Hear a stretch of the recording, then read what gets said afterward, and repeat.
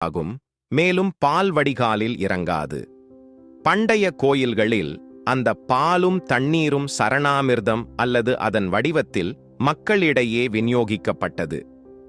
கோயிலின் குளத்திற்குள் தண்ணீர் சென்று மீன்களுக்கும் ஆமைகளுக்கும் உணவாக மாறியது. அது ஒரு முழுமையான சுற்றுச்சூழல் அமைப்பாக இருந்தது. இப்போது அது வடிகாலில் போய்க் கொண்டிருக்கிறது என்றால் அது நமது மேலாண்மையின்மையால் அல்ல, அறிவியலின் பற்றாக்குறையால்தான். இந்து மதம் நம்பிக்கையை அடிப்படையாக கொண்டது அல்ல, கண்டுபிடிப்பை அடிப்படையாக கொண்டது என்பதை நாம் புரிந்து கொள்ள வேண்டும். இங்குள்ள எல்லாவற்றிற்கும் பின்னால் ஒரு காரணம் இருக்கிறது.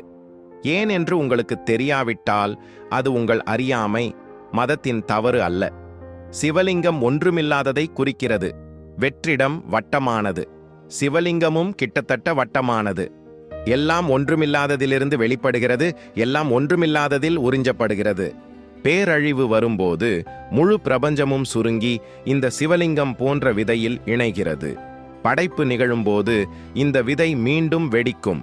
எனவே அடுத்த முறை நீங்கள் ஒரு சிவன் கோவிலுக்கு செல்லும்போது அந்த கருங்கல்லை வெறும் கல் என்று தவறாக நினைக்காதீர்கள். இந்த முழு உலகத்தையும் இயக்கும் பிரபஞ்சத்தின் இயந்திரத்தின் முன் நீங்கள் நிற்கிறீர்கள் என்பதை நினைவில் கொள்ளுங்கள். ஆயிரக்கணக்கான ஆண்டுகளுக்கு முன்பு கடவுள் ஆணோ பெண்ணோ அல்ல என்பதை உணர்ந்த ஒரு நாகரிகத்தின் வாரிசுகள் நீங்கள் என்பதை நினைவில் கொள்ளுங்கள். கடவுள் வெறுமனே ஆற்றல். அடுத்த முறை ஒரு அறியாமை நபர், ஒரு மதவெறி பிடித்தவர் அல்லது தங்கள் சொந்த கலாச்சாரத்தை பற்றிய அறிவு இல்லாத ஒருவர் சிவலிங்கம் ஒரு தனிப்பட்ட பகுதியா என்று உங்களிடம் கேட்டால், அவர்களின் கண்களை நேராக பார்த்து, இல்லை, அது பிரபஞ்சத்தின் மையம், நீங்களும் நானும், நாம் அனைவரும் தொடங்கிய இடம், அது முடிவிலியின் சின்னம், அது சிவன் என்று சொல்லுங்கள். அவர்களுக்கு சமஸ்கிருத இலக்கணத்தை கற்றுக் கொடுங்கள். பெருவெடிப்பு கோட்பாட்டை விளக்குங்கள். அவர்களுக்கு இன்னும் புரியவில்லை என்றால் பாபா அணு ஆராய்ச்சி மையத்தின் புகைப்படத்தை காட்டுங்கள். நமது கலாச்சாரத்தை பற்றி நாம் வெட்கப்பட தேவையில்லை, நமது அறியாமையை பற்றி நாம் வெட்கப்பட வேண்டும்.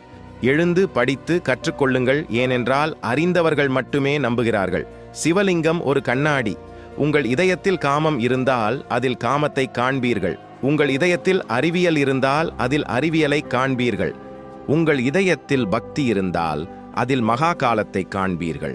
ஒருவரின் உணர்வு போலவே கடவுளின் உருவமும் தெரியும். இது வழிபாட்டின் விஷயம் மட்டுமல்ல, இது சுயமரியாதையின் விஷயம். நமது சின்னங்களின் உண்மையான அர்த்தம் நமக்கு தெரியாத போது உலகம் நம்மை கேலி செய்கிறது. நாம் அமைதியாக இருக்கும்போது அந்த ஏளனத்தை உண்மையாக ஏற்றுக்கொள்கிறோம். இன்று அகண்ட தாரா சனாதன தர்மத்தின் மீது திணிக்கப்பட்ட ஒவ்வொரு பொய்யையும் அம்பலப்படுத்தும் பணியை மேற்கொண்டுள்ளது. ஆனால் இதை நாம் தனியாக செய்ய முடியாது. இந்த அறிவை, இந்த அறிவியலை ஒவ்வொரு நபருக்கும் நீங்கள் பரப்ப வேண்டும். உங்கள் குழந்தைகளுக்கு சிவலிங்கம் என்றால் என்ன என்பதை நீங்கள் சொல்ல வேண்டும். இல்லையெனில் நாளைய தலைமுறை இன்றையதைப் போலவே அதே தவறை செய்யும். அவர்களும் ஒரு கோவிலுக்கு செல்ல வெட்கப்படுவார்கள். உண்மை, அழகு, கருணை உள்ளம் கொண்ட சிவனின் சின்னத்திற்கு இவ்வளவு அருவருப்பான வடிவத்தை கொடுப்பது மனித குலத்திற்கு அவமானம். இந்த களங்கத்தை நம் இதயங்களிலிருந்தும் சமூகத்திலிருந்தும் கழுவ இன்று நாம் அனைவரும் ஒன்று கூடுவோம். சிவலிங்கம் அறியாமையை எரிக்கும் நெருப்பு. அந்த நெருப்பை வணங்குவோம். ஓம் நம சிவாயே.